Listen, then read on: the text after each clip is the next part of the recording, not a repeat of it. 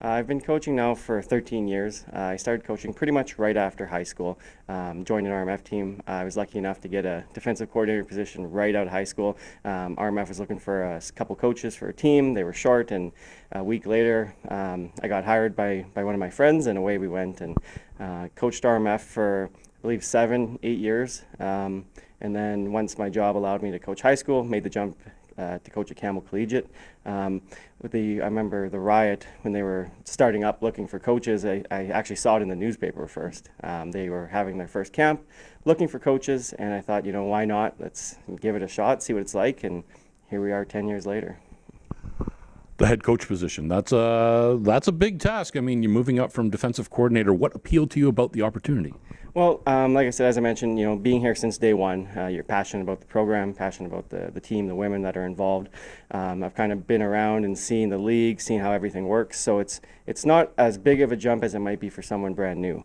I know how everything's going to work for practice, our times, our fields, how the bus trips work, so that goes a long way to helping out for sure.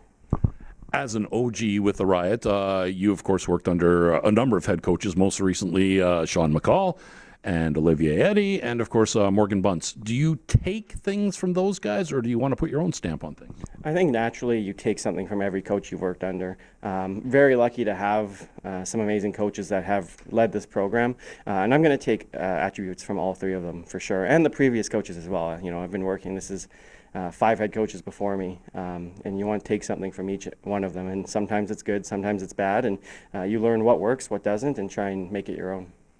Every coach has, I guess, a philosophy or an approach, and you can sort of say, okay, that's a Bill Belichick team by the way they play. What's a Kris Hadesbeck team? Well, probably won't be cutting my hoodies, but we're going to be disciplined. We're going to be excited. That's one big thing I really want to focus on is, what's the point of doing this if we're not having fun? So I want the girls to have fun. I want the coaches to have fun. I want our fans to have fun.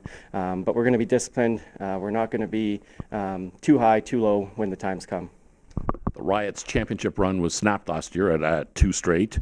How anxious are you and the ladies and everyone involved with the organization to get back to that level again? I think you use it as motivation.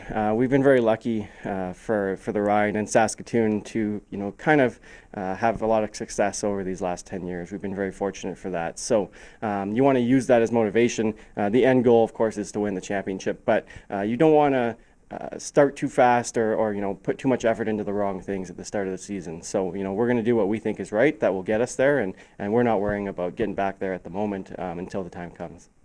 Part of the job, of course, championships are won in the off-season. So how have recruiting and the off-season workouts gone so far? I think this is probably one of our best recruiting classes we've ever had. Right now we're sitting at over 60 on the roster.